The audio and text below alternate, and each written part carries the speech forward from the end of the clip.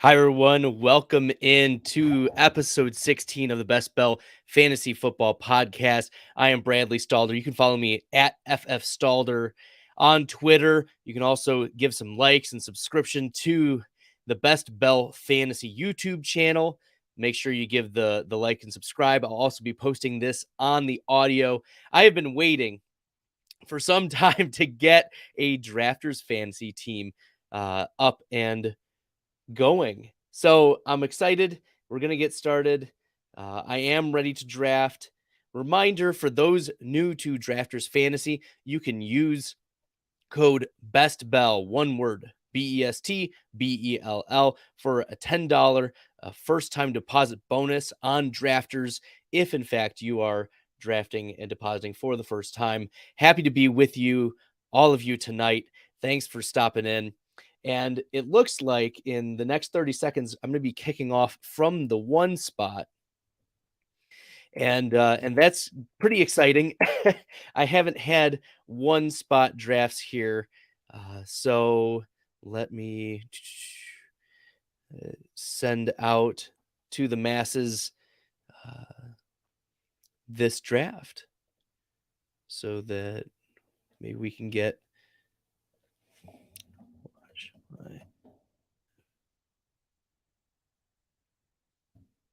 okay, it is my pick, and for drafters, it is a 30-second pick. The reality is when you're having drafts like this in this tournament, and you get the 101, your exposure needs to be at Jonathan Taylor. So Jonathan Taylor is the no-brainer 101. That's where you're going to get Jonathan Taylor. And I know that with this team roster, right, it's going to be a start 3 wide receiver. So yes, I did start with running back, but that's going to be my exposure here at this point. I needed to take Jonathan Taylor. There's no way that you're going to get Jonathan Taylor at 2 or 3 or etc. So the only exposure you're realistically going to get is at the 101. It just makes sense for you to be getting Jonathan Taylor 101 here. But the 102 Cooper Kupp, Cooper Kupp is a good play. I think that he's still going to be a top 2 wide receiver next year. Looking at his spike weeks, 54% of his weeks were as a wide receiver 6 or so or higher. And that's calculated from how many weeks percentile adjusted rate that Cooper Kupp scores 24.7 PPR fantasy points. And Drafters Fantasy is in PPR scoring. So that is good. Jonathan Taylor is going to be the 101. I've seen Cooper Kupp go at the 102. I've seen Justin Jefferson go at the 102. Austin Eckler, I haven't seen go there, but Christian McCaffrey oftentimes goes at the 102. And, it gets a little wonky. It goes wherever wherever the draft takes you. But at the 102, I've taken Justin Jefferson before. I mean, I've seen Jamar Chase even go there from time to time. We see Travis Kelce go off very early.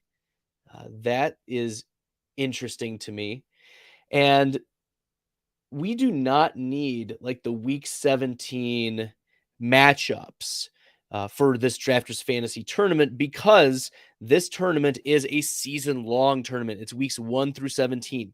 So a couple things to keep in mind. Rookies, a little undervalued relative to the Best Ball Mania 3. PPR plays like Deontay Johnson, also better values in this draft than in Best Ball Mania 3, where it's half PPR, and especially for Deontay Johnson, who has,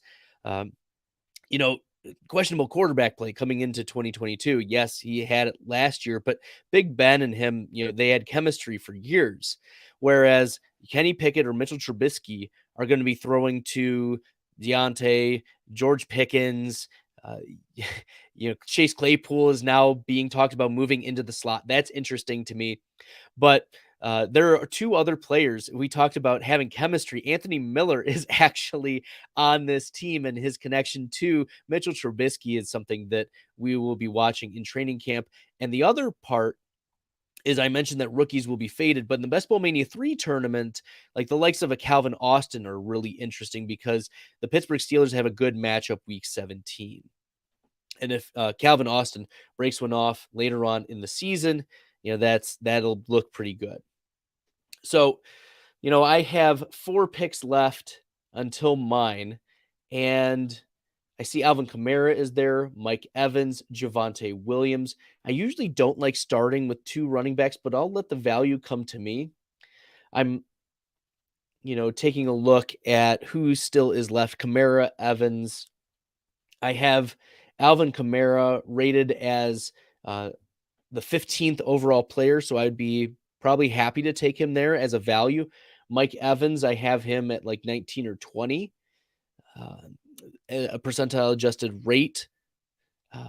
And probably Evans, if he's there, I'd like to take him because he's a wide receiver and fit the build, but also because for a majority of the season, like Mike Evans is going to be the number 1 pass catcher on this Tampa Bay Buccaneers team. In Drafters Fantasy, remember, this is weeks 1 through 17. So as a result, your later on in the season doesn't matter as much relative to the beginning of the season. Like the beginning of the season matters a lot. So it's my pick here. I see Tyreek Hill, Nick Chubb. Looking at Tyreek Hill, I have him at 21 and 19. Chubb at 22. And I'm getting down to 14 seconds. I should make my pick. And it's going to be Tyreek Hill. So we're going to take Tyreek Hill at this spot. Now it's whatever value. So the ADP, Nick Chubb is 25.6, AJ Brown 26. Okay. And the temptation here is to take AJ Brown.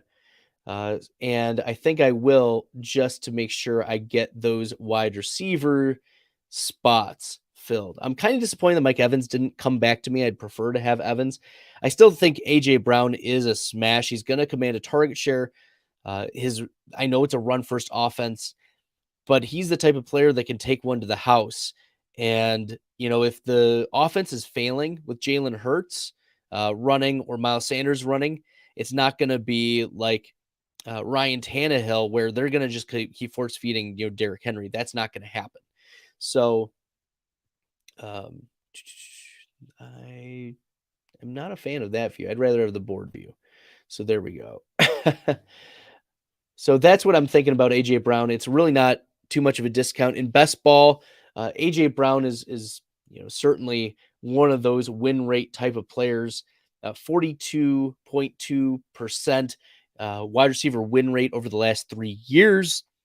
And I define wide receiver win rate as the rate at which a wide receiver scores 15 and a half PPR fantasy points or more. And the reason why I chose 15 and a half is looking at these drafters' drafts of the people who won the tournaments last year. What did it take for their flex position to make their flex position? How many points? And 15 and a half is about the threshold that you want to be hitting for your flex positions. The bare minimum, the absolute minimum. So I'm happy to get Tyreek Hill, who over the last 3 years, 58%, and he is shifting teams, but that Miami Dolphins offense is going to be manufacturing him touches in space to get him the ball, scoring touchdowns, or letting Tua hit him on slants. That's the thing, is getting him in space. So I'm not like super worried about that. Tua is pretty accurate down the field.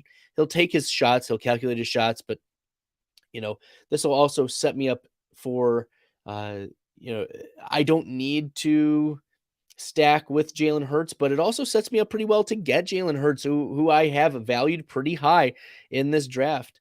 Jalen Hurts' quarterback win rate was about the same as Josh Allen's. And I define quarterback win rate as the rate at which a quarterback scores at least 22 fantasy points. Why 22? Once again, looking at these winning rosters, these tournament winning rosters, what is the probability that this particular player hit those thresholds that the winning teams Like, it's almost reverse engineering. What are the winning teams getting from each of their starting spots so that they're in contention? And you want to be targeting those players almost as a reverse engineer, as I mentioned. And each of those players have historical data to suggest that this is within the range of outcomes or this is not. So Josh Allen, 46.7% win rate over the last 3 years. And then Jalen Hurts, over the last couple of years, yes, only 26.1% over the last 2 years, but 45.5% last year. So very interesting here. We do see Josh Allen go off the board in round 3. That is not surprising. Josh Allen's ADP, at least a couple weeks ago, was 29. So that fits the bill there at 31 now. He's dropped just a tad. But, there are some players here that, I am out on Zeke at ADP 40 at this point. He was in the 5th round in some drafts, and I'm not willing to take him at ADP 40.6. He is going to be usable. I thought he was a great value in the middle of 5th round, but as ADP 40.6, that's not going to happen. There is a player here that I'm hoping will make it back to me, but I don't see a lot of wide receivers. It's getting pretty wide receiver thin, and I'm not interested, for instance, in Jerry Jeudy because I don't think he's particularly good or has the upside that you want. I've been harping on this all season. If you want to check out some of the videos that I've been doing, definitely check it out. Yeah. So let me try a different thing here. Okay. Cool beans. Yeah, maybe we'll do that instead. Okay. Excellent. So once again, if you're just jumping into drafters, oh yes, the running back is there, Travis Etienne. I'm going to draft Etienne. Boom. He is my go-to in the end of the 4th round, beginning of the 5th round. And, I don't have a lot of stackable pieces, so I'm looking at the wide receiver that I do believe in, and that is Cortland Sutton. I think that Cortland Sutton is the wide receiver who's going to smash for the Denver Broncos offense. His average depth of target is large. He's a big-bodied wide receiver. He can catch the touchdowns that Russell Wilson, trusts him with. You can think of him almost as a DK Metcalf type of player. As well as Jerry Jeudy paralleled to Tyler Lockett. But I'm not convinced that Jeudy is as good as Lockett or will have that type of chemistry, which is fine. I haven't seen the upside from Jerry Jeudy that you have seen from Cortland Sutton. So to give another example, Jerry Jeudy's 3-year win rate, wide receiver win rate, 7.5%. As for Cortland Sutton, so I said 7.5%.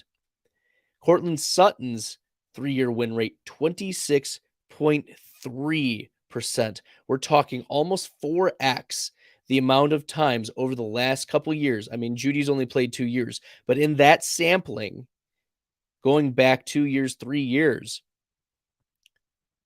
Cortland Sutton, his rate is 4x higher with the same quarterback play, with all the same stuff, with all the same defenses. I know you're thinking to yourself, well, but Jeudy was out for a couple weeks and he didn't play very well. Look who steps up, as the alpha. It's Cortland Sutton. He's built that way, built to be different. This also sets me up for being able to take a player like Russell Wilson later on in the draft. When he comes to me, I'm fine with taking Russell Wilson in these types of formats, these types of drafts. Yeah, so as I mentioned before, this is a start 3 wide receiver draft. So it's a 1 quarterback, 2 running backs, 3 wide receivers, a tight end, and a flex. And you want to fill your flex with wide receivers. That's the thing, because the wide receivers tend to have much more variance. And in that variance, they tend to score higher. In fact, if you look at the average of the top 12 running backs versus the top 12 wide receivers week to week over the course of a season, it's pretty significantly different. It's at least 1.5 points different. So, yeah, there we go. I was I've been waiting for 90 minutes plus. To get into this draft room. I've been really excited about being in here.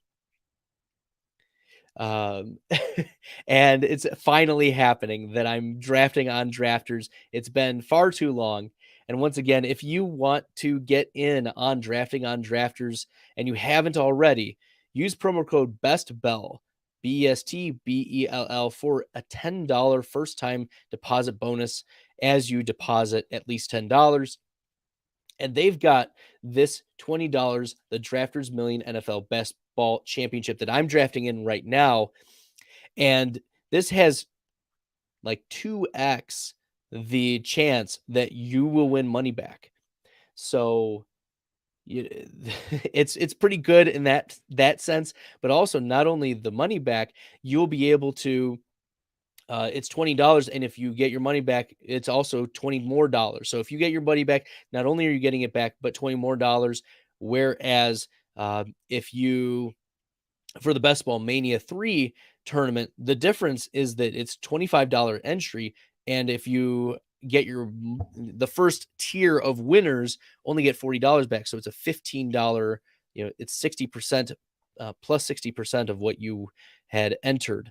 So, I like drafting on Best Ball Mania 3. I like drafting on drafters like I am tonight, but there are differences in how the tournaments are set up.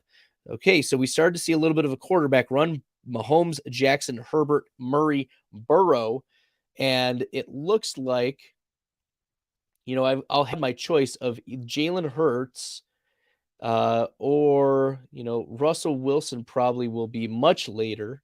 I don't think I'll get Wilson, though, is the thing. So I'd like to get Hurts if he's here. If not, then there may be, other players that I'd be interested in. But I want to get these stack pieces in uh, if I can. Jalen Hurts does go off. So maybe, yeah, let's take a look at some of the players here.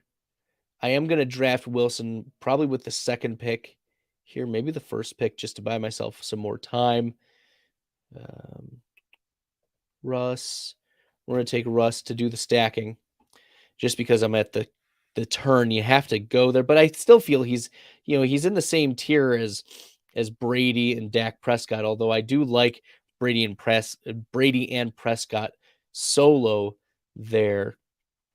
Drake London's probably going to command a pretty significant target share to get started. And since I lost out on the Philadelphia stack, I guess I'm not going to be able to get it. It's okay. It would make sense if the Jalen Hurts drafter went with Devonta Smith at this spot. Nevertheless, and it happens. So there we go. So I've got 4 wide receivers, 2 running backs, a quarterback, and this is a 20-round draft, 30-second timer, and I'm really excited to see where the draft takes me. I want value in the drafts. I want some stackable pieces in the draft. I want 9 or 10 wide receivers because that's where the variance happens. So like if you could possibly be starting 4 wide receivers in your 3 wide receiver spots and your flex spot. I want to be filling that with as much high upside as I can. And then, I've got Taylor. I'm a big believer in ETN. To get him in the 4th, beginning of the 5th is gold for me. And then I'll just take stabs at, wide receivers. There was an interesting study done by, I think it was TJ Hernandez of the Best Ball Mania 2 data. And what he found was there were a lot of 4 tight end builds, at least at higher rates than you would expect. And I suspect that that's because in a half PPR, touchdowns are a lot more valuable. And so, the percentage of the points that are being scored by the tight ends that make your best ball lineups, especially the teams that punt tight end, the chance that one of those 4 is scoring a touchdown is going to be pretty high. and then they're getting a half point for the catch and however many points for the yards. I think those more dart throw tight end builds make more sense in a half PPR build or in a half PPR tournament like the Best Ball Mania 3. Compare that to here in drafters where, it's full PPR. And if you're not getting a tight end that's commanding a pretty significant target share, best of luck. So Dalton Schultz going off, that was unfortunate. I wasn't willing to go with TJ Hawkinson, even though Hawkinson, his tight end win rate last year was pretty high. In fact, let me do the sort. And Hawkinson was sixth, only behind Dalton Schultz, Dawson Knox, Gronk, Andrews, and Kelsey. So there you go. But after him, Kittle, Gesicki, Waller, Henry, Goddard. And we talk all the time about how tight end falls off. Tight end falls off significantly. And it did last year as well. Last year, the 2021 year tight end win rate for the number one tight end, that was Travis Kelce. He had the higher win rate. 62.5% of his weeks were 15.5 or 16 point. I think it's 16.5 is the threshold that I have for a tight end win week, because the top 12 tight ends week to week, the average of those, so about tight end 6, is about 16.5 PPR fantasy points. So 62.5% of the time, Travis Kelce got that. 44.8% was Mark Andrews. 42.1 Gronk. Dawson Knox, 28.4. Dalton Schultz finishes at 5 at 27%. If you're getting Kelce, you're getting a significant best ball edge, which is why if I'm at the 10, 11, 12, I'm smashing a lot of Kelce. At that turn, Kelce, and then for me, Mixon. Mixon is a big pick for me at these spots. I'm 6 away, and I'm looking at who might be coming up to me. Garrett Wilson has some ambiguity. I'm not really interested in running back here. Maybe Olave. Maybe I double tap the rookie wide receivers just to get more variance. I did mention the purpose of drafting the rookies in the Best Ball Mania 3 tournaments is the thought that over the course of the year, the rookies will get you to the promised land, right? They'll get you in the tournaments. You hope that, they'll be spiking during that time. But with the ambiguity of the wide receivers here, I just want players that are after ADP or a good value. And, there's uncertainty about what the projections are for like a Garrett Wilson with Elijah Moore there and with Corey Davis there and Braxton Berrios. So can Garrett Wilson carve out a significant role? And the answer will be, I don't know if it's going to work for my team because he just went off. So Olave is going to be a consideration here. Dawson Knox will not be, but oh man, Marquez Valdes-Scantling goes off. He's an interesting piece here. Olave, I will take in round 8. And then looking at who else I would take.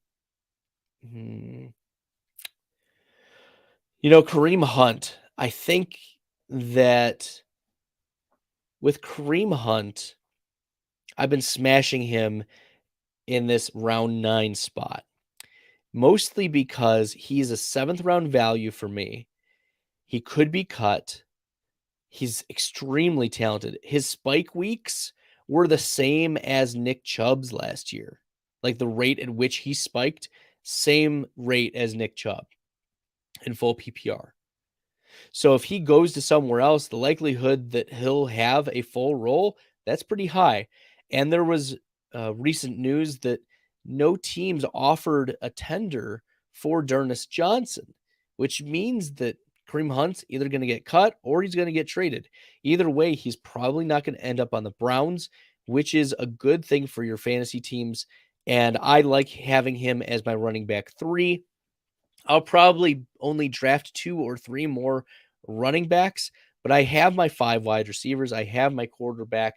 Now I'm going to let hopefully some tight end value come to me here in the middle rounds on tight ends that are more PPR based tight ends. So like I stayed away from Dawson Knox because he was more touchdown dependent. Dawson Knox, a better pick in your Best Ball Mania threes because he's more touchdown driven. His points are more touchdown driven. Compare that to like a Zach Ertz coming up. If Zach Ertz somehow makes it back to me, I would be interested in Zach Ertz at that spot. But there isn't really a lot of tight ends coming back, except maybe I'll take a shot at Gronk here. Okay. Okay. Cool beans. Well, of course, if you're watching and you want to just pop in, add some comments on YouTube, I'd love to chat with you about strategy, about, um, my player takes, construction, the upside particular players. I've been posting some upside studies recently, so check out the YouTube channel there. In particular, I have in episode 3, I have teams to target and avoid for best ball tournaments. Episode 4 was upside of examination of wide receivers, along with episode 8. So those wide receivers who change teams, I looked at what upside they bring to their new team and their outlook, how their upside may be affected. I also identified some avoids in the first 10 rounds of your best ball drafts. So check that out. That's episode 6. And then episode 10, I identified round by round targets for the first 10 rounds of your drafts. And then episode 14, I identified some regression candidates for wide receiver, both wide receivers that I thought would improve their upside. That wide receiver 1 week, I said before at the beginning of the podcast that I think wide receiver ones should be getting 24.7 fantasy points. That's what you want from that wide receiver 1 spot, at least if you're a winning team. You don't want to be banking on getting 3 wide receiver 2s.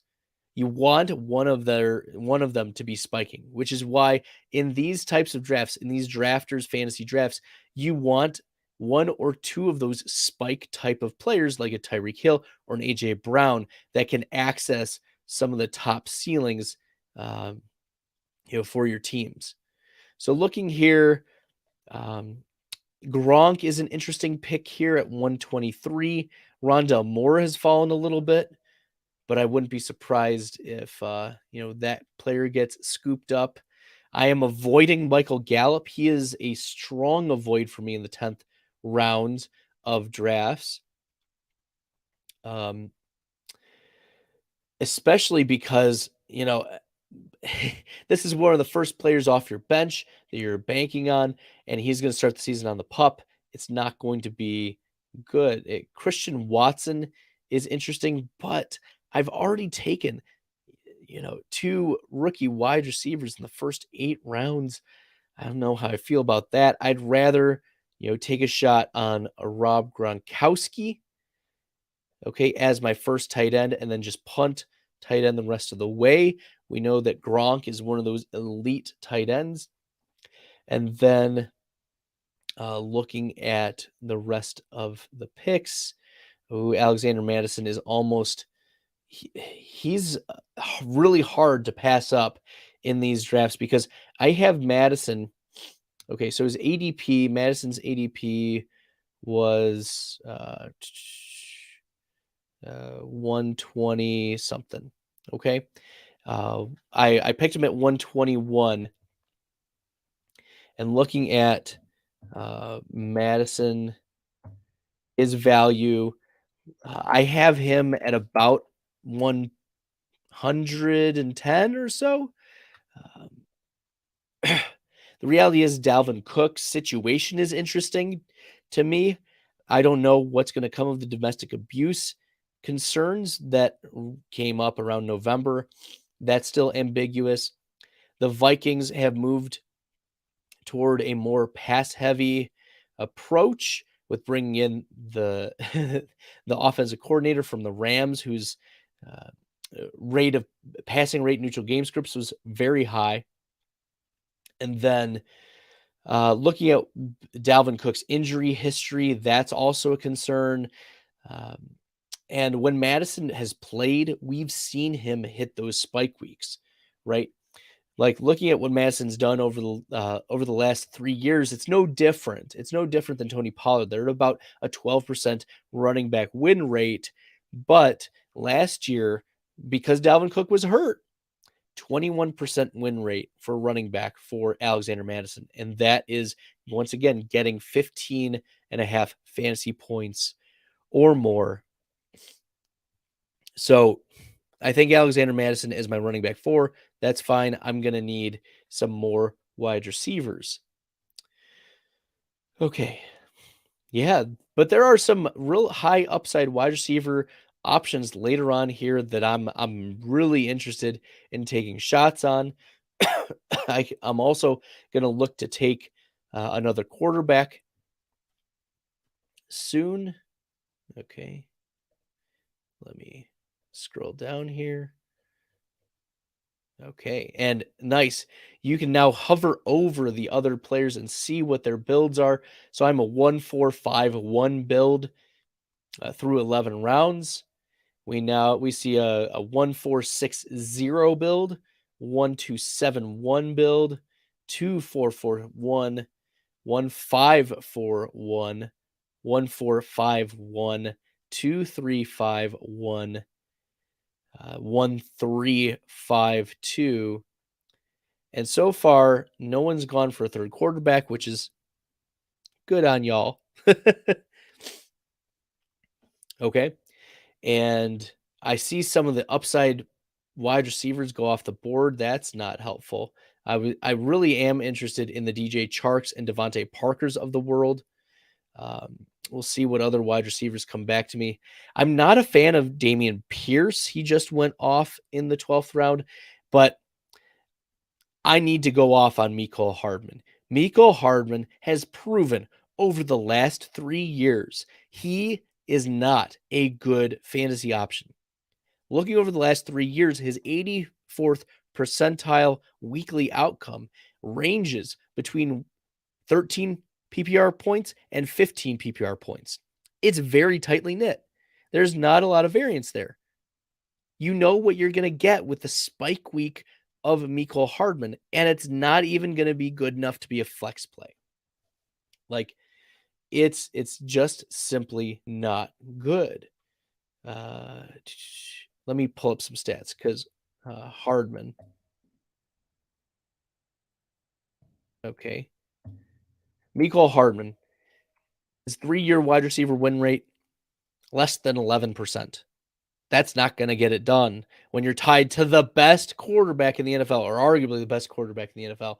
You know, as a Packers fan, I'll defer to Rodgers still being the most talented quarterback, but you know that's just you can see the Bakhtiari jersey behind me there. Um, but I'm gonna want some wide receivers coming up here. I'm kind of disappointed that there were 3 of the wide receivers I wanted to go off, and I've got Gronk, I've got Madison, but Corey Davis is a player that I want. I'm going to talk about Corey Davis shortly,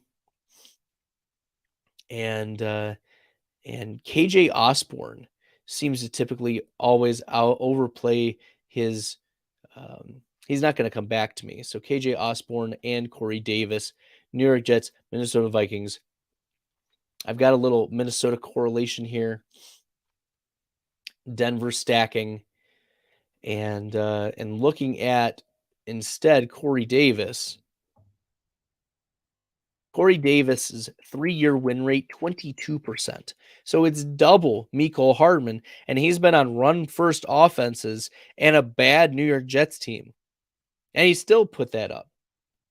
So his ADP, you know, is around 151. I took him a little bit early, like at 146, 147.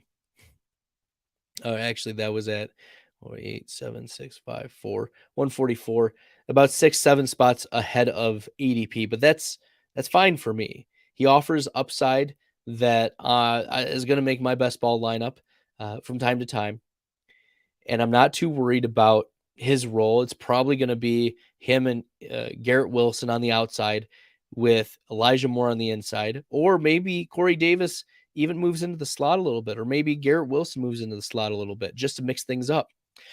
Corey Davis is not going to lose like what he gets a 22% target share. Worst case, it goes down to 18. Corey Davis, he's a good player, and he was just injured last year, which is why we're getting this discount on Davis. Okay. Well, there are other reasons why we're getting the discount, but the primary reason is because of his injuries last year. All right. So looking through, I'm 13 rounds in and I have a 1-4-7-1 build. I'm going to need some tight ends. I'm going to need a quarterback. I did not solidify those positions, but now I'm looking better because I've got my 7 wide receivers, lots of upside built into it, some of the floor built into it as well with Olave and Cortland Sutton. Like all three, Hill, Brown, and Sutton can access wide receiver 1 weeks, and tying myself to the Denver offense with Sutton and Russell Wilson. That's something that I've been intentionally doing. When Sutton has come to me at about 80 ADP, like at 49, 50 in the early 5th round, I've been smashing him and smashing the draft button because Cortland Sutton is the touchdown maker. And he's also commanded a target share throughout his career, 20+% pretty consistently. Okay. Yeah, I'm upset that Njoku went off there. It's just been interesting. The ends will typically reach, right? Because they know that they're not going to pick for another 22 picks or so. Getting David Njoku there was a nice pick by the 12 spot, Omar Gutierrez. Yeah. So I'm 7 spots away. I do have some needs to fill. So we'll look at what players are available at those spots. Yeah.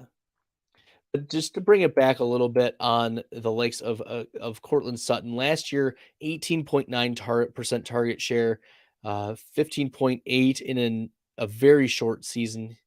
Only only 6 targets the entire season in 2020 for Cortland Sutton, but in 2019 a 26.1% target share, and in his rookie year a 15% target share, which is exactly what you want to see from your wide receivers. A 26.1% target share. I don't think he'll reach that again, but to be in the low 20s with Russ, that's what we saw from both DK Metcalf and Tyler Lockett over the last few years.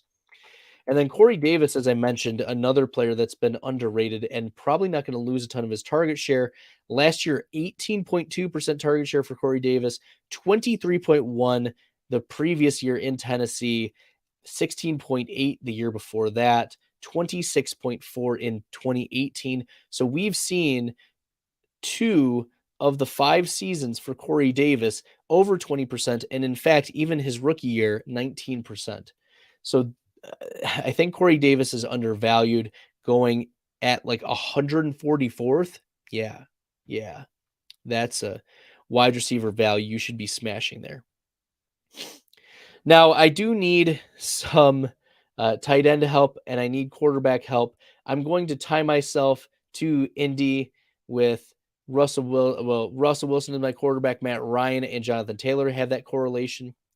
And then looking here, I'm also going to draft Alec Pierce to get myself a wide receiver stack there. I'm at 2, 4, 8, 1. We'll see what tight ends come back around. I'm not going to force a tight end if I don't like that value, because we know that there are going to be tight ends who get some spike weeks here and there. But at this point, it doesn't really matter. Looking at the tight end win rates last year, let me pull them up. Tight end win rate for 2021. I mean, it went down from like there were only 11. There were only 11 tight ends last year with at least a 10% tight end win rate. At this point, you're just taking shots in the dark. You're just taking players that you think are going to be involved in their respective teams.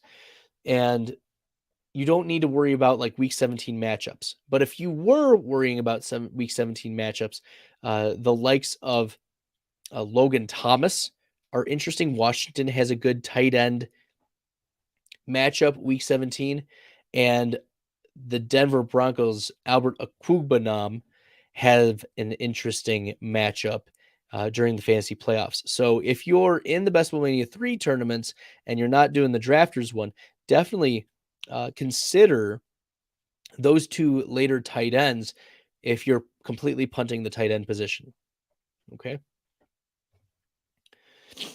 So I've got some indie stack and correlation going. I have some,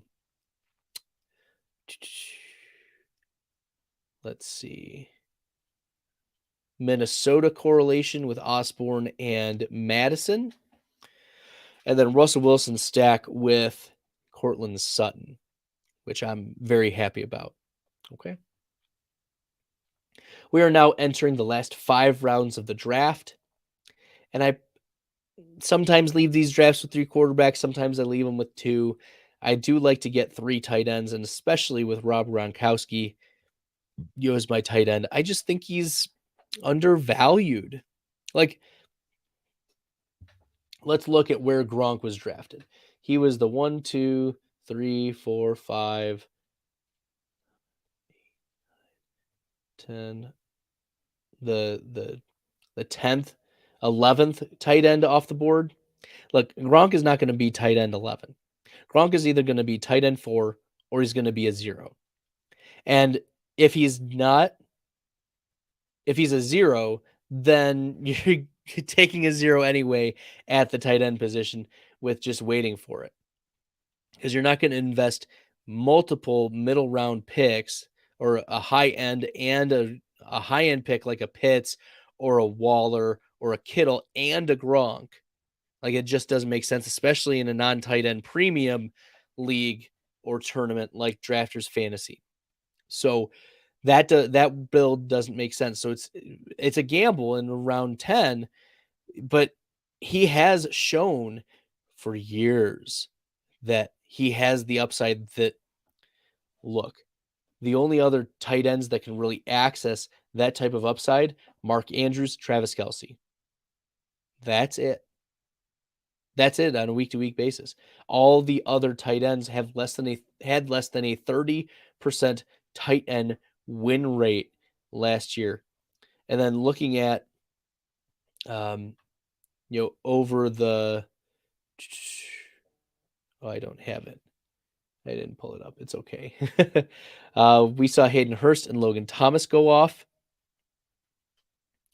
That's disappointing, but let's just look at tight end. Let's see what tight ends are coming up. Austin Hooper is getting some love at OTAs. It's going to be a run for his offense.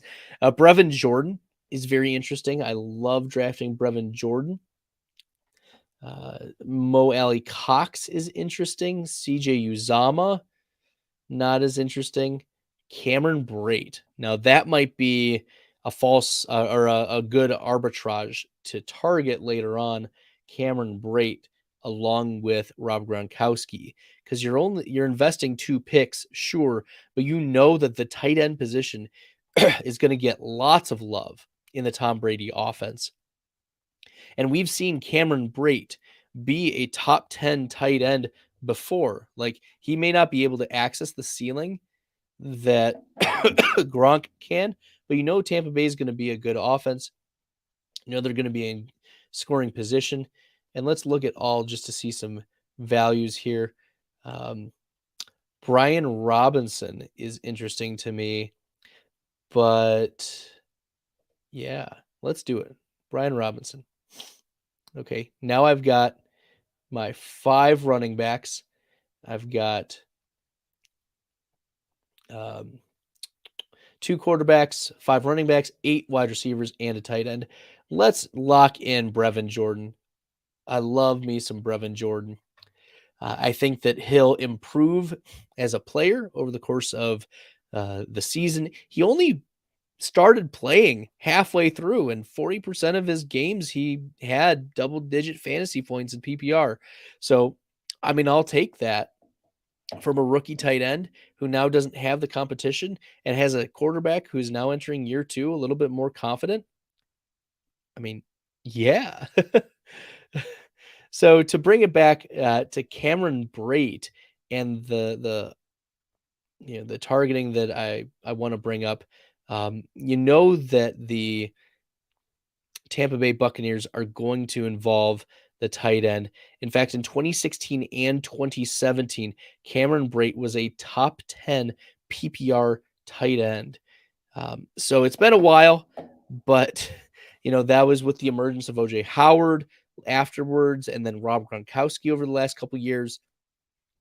So Cameron Brate might be the pick later on for these best ball tournaments if you have Rob Gronkowski, and then just taking another tight end like a Brevin Jordan would be a nice pick. Okay. Let's take a look at bye weeks. Make sure I'm not getting screwed over on any bye weeks. I don't have any issues with Denver and Indy. And looking at my running back spots, Indy, Taylor, and Robinson have the same, but I'm pretty okay at those spots. I have 3 week 14 buys for my wide receivers, but none of them are my top 3 wide receivers. So that's a good thing. And then Gronk is week 11. Brevin Jordan's week 6. We are entering the last 3 rounds of the draft. Thanks everyone for tuning in and listening. You can follow me on Twitter at FFStalder. My name is Bradley, and I put out best ball content and other, upside studies and different things on my Best Belt Fantasy YouTube channel. Make sure to check it out. Give a subscribe and like. Follow me on Twitter, and also listen to the audio versions. That's nice. I know some people like to put it on 3x and just listen through.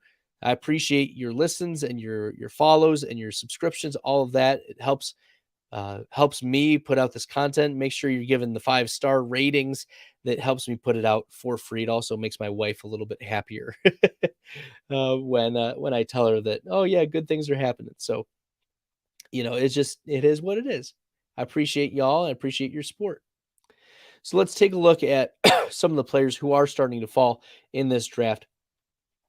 Marlon Mack has fallen so far.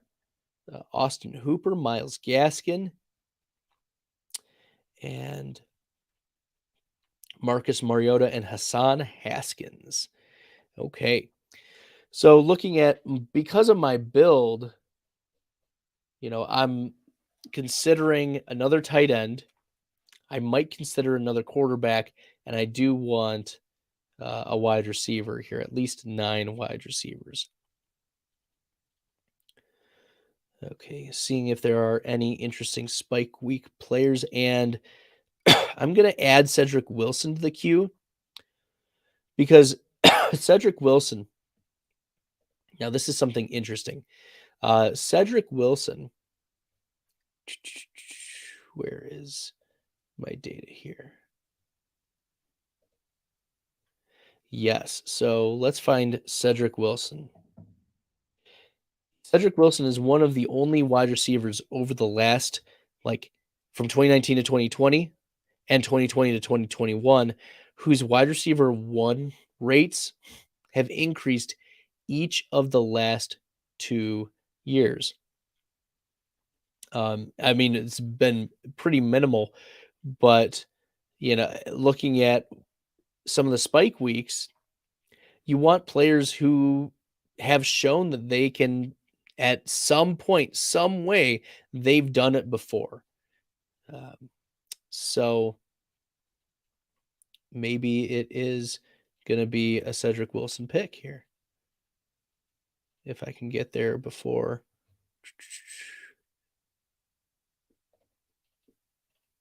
Where is it? Oh no, did I lose him? Oh no, I lost him and I autoed Myles Gaskin. No! I thought I selected him. Where did he go? Oh no. Where did search Wilson?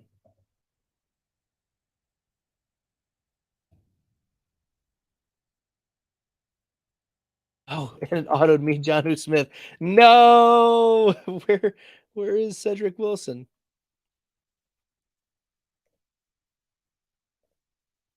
Wait, did he get picked already? No, he got picked. I missed that? Oh, that's so terrible. Wow. Okay. Shoot. How did I miss that? I thought he was there.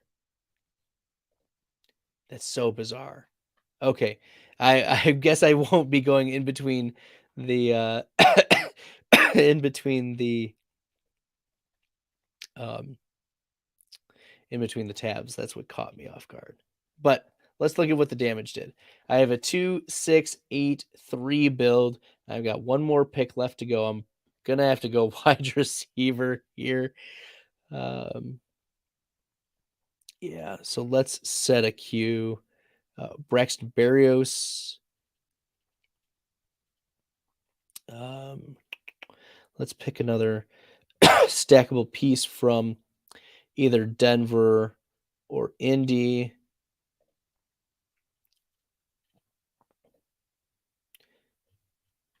Not much from Denver in the wide receiver realm. And now Indy as well. Paris Campbell. That's interesting. Ashton Doolin. Yeah, those are probably going to be among the wide receivers that I'm interested in taking shots on. Is Straken here? Mike Straken. There we go. I had some love for Mike Straken at the, at the last offseason. Just 7th round pick, big bodied guy, but he just couldn't separate, himself. Mostly a special teamer last year. Although he took off, a year because of the COVID pandemic, and I wonder if that played a role in a slow start for him. But he was making huge catches, for the Colts. But I think that Carson Wentz was just not willing to throw it to him. Maybe Straken is the type of player that Matt Ryan would be interested in getting some extra love in. We will see, though. All right. Well, thanks everyone for jumping in to this this fast draft with me on Drafters Fantasy. Really happy to be able to do this tonight. And yeah, make sure you check out the YouTube videos and all of the analysis that I've been putting out. I have some articles that I'll be working on for Fantasy Pros over the next month or so that I'm going to be releasing some players to target and fade per tournament. So there are a lot of different best ball tournaments that different sites are putting on, and I want to, throw out players that increase or decrease value in that particular tournament because of the league settings. So for instance, of course, tight end premium is going to be interesting in your FFPC best ball drafts, or in the drafters fantasy. You don't want to be taking into account the the week 17 games. You also care less about, or you care more about the injuries. You care more about the rookies. You want to make sure that you've got players at least at the beginning of the season to hold you off, because it is cumulative points. So starting off with like Michael Gallups and Chris Godwins are not as ideal for drafters, whereas they would be more interesting in tournaments like the Best Ball Mania 3s, And also keeping in mind the half versus full PPR differences. Okay. Because, for instance, drafters full PPR, but the Best Ball Mania 3 only half PPR. And this is a 20 round draft as well, whereas, Best Ball Mania 3, 18 rounds. The FFPC drafts are 20 rounds generally. So we saw Paris Campbell go off, got sniped to my last round pick. Okay. Looks like Ashton Doolin's going to be my pick unless something crazy happens. I'm going to go all.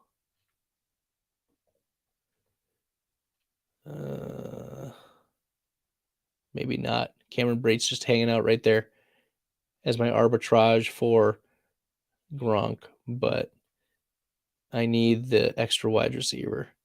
Are there any other outrageous wide receiver values? Akine. Okay. I talked myself into Akine. Actually, Billy Muzio, if you're watching this, it's your fault. I went with Westbrook Akine. All right. So just to do a recap here, I took Jonathan Taylor, 101, Tyreek Hill at the end of the second round, A.J. Brown at the beginning of the third round, Travis Etienne, Cortland Sutton. So through 5 rounds, I had 3 wide receivers and 2 running backs. And then Russell Wilson to stack with Cortland Sutton, Drake London, and Chris Olave, round 7 and 8. Kareem Hunt in round 9. That was pretty nice. Gronk in round 10, 120th. Alexander Madison, round 11. Corey Davis in round 12 and KJ Osborne, round 13. Matt Ryan in 14. Alec Pierce pairing him with Matt Ryan in round 15. Brian Robinson and Brevin Jordan, 16 and 17. And then in round 18 and 19, I got auto pick because I wanted to talk about Cedric Wilson. And instead, Cedric Wilson was not on the board and I couldn't find him. And so Gaskin, Jonnu Smith somehow ended up on that roster. And then to finish it off, Nick Westbrook-Akine at 240th, Mr. Irrelevant. I picked him because the Tennessee Titans have Treylon Burks and Robert Woods and Westbrook-Akine. So there you go. All right. Thanks everyone for listening. If you haven't subscribed to the Best Ball Fantasy Football Podcast, make sure you do wherever you listen to the podcast, Spotify, Apple Podcasts. Make sure you're giving the 5-star ratings. Appreciate that.